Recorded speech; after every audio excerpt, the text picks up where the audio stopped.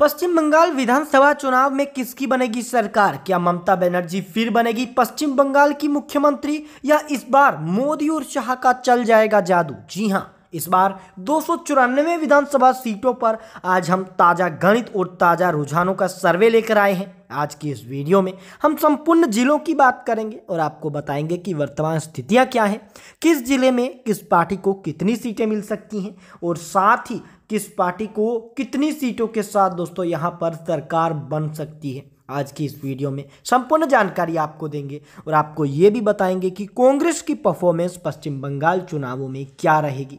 दोस्तों, आज की इस वीडियो में बात करने से पहले आपको बता दें कि ममता बनर्जी ने दावा किया है कि बंगाल के वोटर लिस्ट में गुजरात और हरियाणा के लोगों के नाम बीजेपी जोड़ रही है। इलेक्शन कमीशन से शिकायत ममता बनर्जी ने की है। कहीं ना कहीं ये ममता बनर्जी के हार का डर तो नहीं, या सच में बीजेपी कुछ ऐसा कर रही है? आपको क्या लगता है? कमेंट में जवाब दीजिएगा। वहीं अब हम बात करें सबसे पहले पूर्वी मेदिनीपुर की 16 सीटों की, तो 12 सीटें टीएमसी, 4 सीटें एनडीए के खाते में जा रही हैं। वहीं अगर हम बात करते हैं पश्चिमी मेदिनीपुर की 15 सीटों की, जिसमें 9 सीटें टीएमसी के खाते में, 6 सीटें एनडीए, तो 0 सीट आने के अंदर जा सकती है। वहीं बात उत्तरी 24 परगना की करें तो 33 सीटें आती हैं, जिसमें 21 सीटें टीएमसी, 12 सीटें एनडीए के खाते में। वहीं बात दक्षिण 24 परगना की करें 31 सीटों की, तो 21 सीटें टीएमसी के खाते में, 10 सीटें एनडीए के खाते में जा रही है। वहीं अगर हम बात कोलकाता की करते हैं 11 विधानसभा सीटों की, तो 7 सीटों पर टीएमसी पार्टी, 4 सीटें एनडीए के खाते में जाने की संभावनाएं हैं। वहीं बात हुगली की 18 सीटों की करें तो 12 सीटें टीएमसी के खाते में जा रही हैं, 6 विधानसभा की सीटें एनडीए के खाते में जा रही हैं। वहीं बात अलीपुरद्वार की 5 सीटों की करें तो 4 सीटों पर टीएमसी पार्टी, 1 सीट एनडीए के खाते के अंदर जाने की संभावनाएं बताई जा सकती हैं। वहीं अगर हम बात बाकुड़ की 13 सीटों की करें तो 8 सीटें टीएमसी के खाते में, 4 सीटें एनडीए के खाते में, तो 1 सीट अन्य के अंदर जा रही है। वहीं बात पश्चिमी वर्धमान की करें तो 9 सीटें आती हैं, जिसमें दोस्तों 6 सीटें टीएमसी, 3 सीटें एनडीए, 0 सीटें अन्य के अंदर जा रही हैं। वहीं अगर हम बात करते हैं पूर्व वर्धमान की 16 सीटों की, तो 9 सीटें टीएमसी के खाते में, 6 सीटें एनडीए के खाते में, 1 सीट अन्य के अंदर जाने की संभावनाएं हैं। वहीं अगर हम बात करते हैं वीरभूम की 11 सीटों की, तो टीएमसी सभी की सभी 11 की 11 विधानसभा की सीटें हासिल करने के अंदर कामयाबी हासिल करेगी।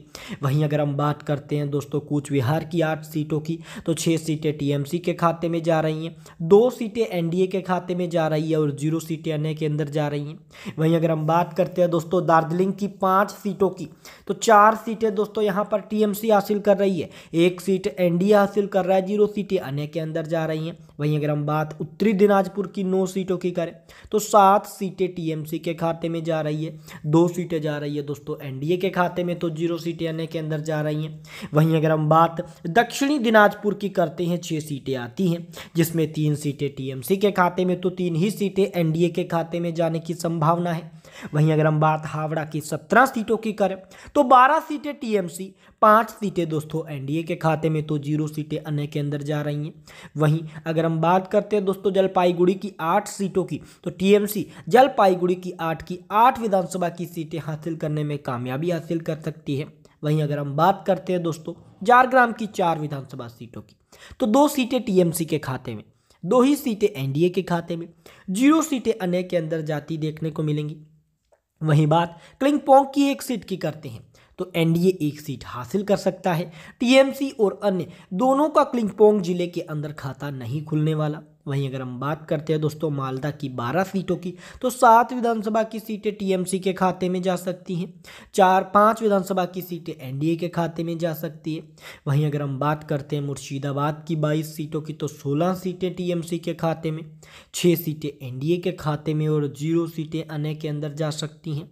वहीं अगर हम बात करते हैं दोस्तों नादिया की 17 सीटों की, तो 12 सीटें टीएमसी के खाते में, 5 सीटें एनडीए के खाते में, 0 सीटें अन्य के अंदर जा रही हैं। अब हम बात करें अंतिम पुरुलिया की 7 सीटों की, 3 सीटें टीएमसी, तो 4 सीटें एनडीए के खाते में जा सकती है।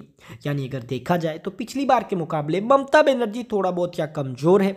वहीं मोदी, जो प्रधानमंत्री नरेंद्र मोदी की पार्टी बीजेपी है या एनडीए है, वो इस बार मजबूती के साथ उभरती हुई देखने को मिलेगी।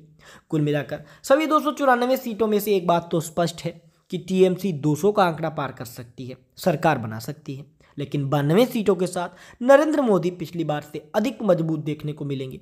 वहीं 2 सीटें अन्य के अंदर यानी सीपीआईएम और कांग्रेस पार्टी लगभग 2 सीटें मिलकर हासिल कर सकती है। लेकिन अगर सीपीआईएम और कांग्रेस पार्टी के साथ टीएमसी का गठबंधन होता है तो कहीं ना कहीं ममता बनर्जी एक बड़ी शक्ति के रूप में उभरेंगी और 250 से अधिक सीटें यहां हासिल कर सकती है ममता बनर्जी।